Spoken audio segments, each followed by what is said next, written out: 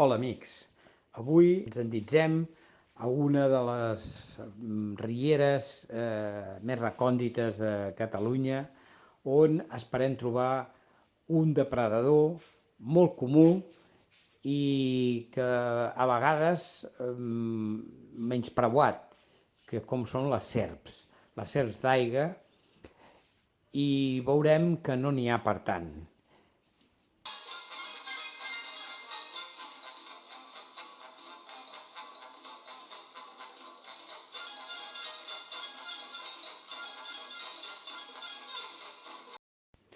Aquí veiem una primera espècie, que és la Natrix maura, que està agafant a un peixet i que, malgrat que sembli que el peixet és gran, la seva mandíbula es pot obrir 4 vegades i pot engullir-lo fàcilment si el deixem.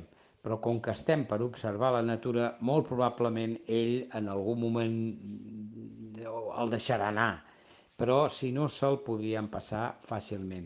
No és una espècie verinosa, a casa nostra només tenim els escurçons, els agrada més la terra, tot i que per descobrir la diferència, per saber la diferència si una serp és verinosa o no, és a dir, si és una escurçó o una culebra, haurem de mirar sobretot el cap, els ulls rodons, les pupil·les rodones. És una culebra inofensiva. Hi ha unes plaquetes a sobre el cap que són grans, més grans, les escames més grans que el reste del cos, això també és una culebra. Els escurçons solen ser més petits, el color és similar, però un escurçó, quan es destapa una pedra i hi ha un escurçó a sota, normalment no se'n va, es queda congelat, petrificat, i si no el toquem, allà quedarà. En canvi, una culebra intenta fugir en seguida que és descoberta, per aigua o per terra.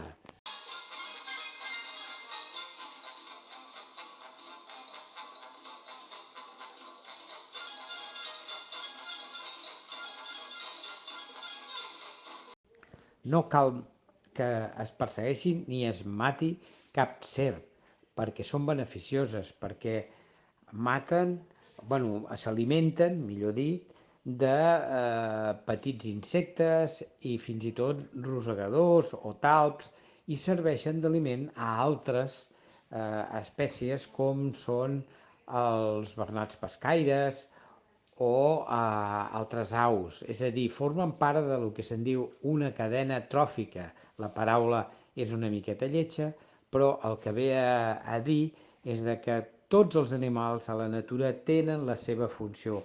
Els hem de deixar que visquin. Només per raons divulgatives com és aquest vídeo els podem marejar una miqueta, però després els deixarem anar.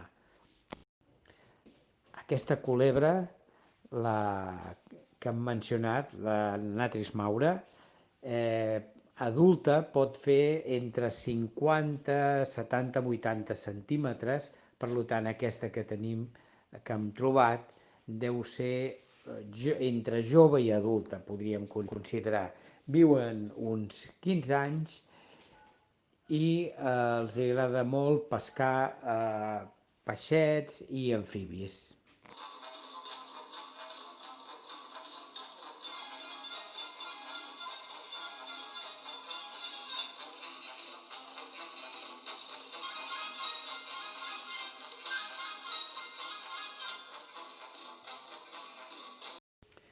Un avís als nens: no es pot agafar ni tocar cap serp si no es coneix molt bé, com jo, que les conec molt bé i en tot això m'hi fixo abans de tocar-la, doncs aquestes característiques que he explicat abans per tal de que no em mossegués. Si em mossegués, hi ha molta llegenda.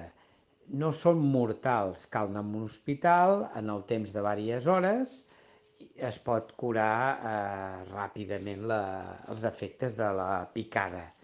No funciona allò de les pel·lícules, de que es fan talls, es fan torniquets, es xupa la sang, es posa fang, tot això no s'ha de fer.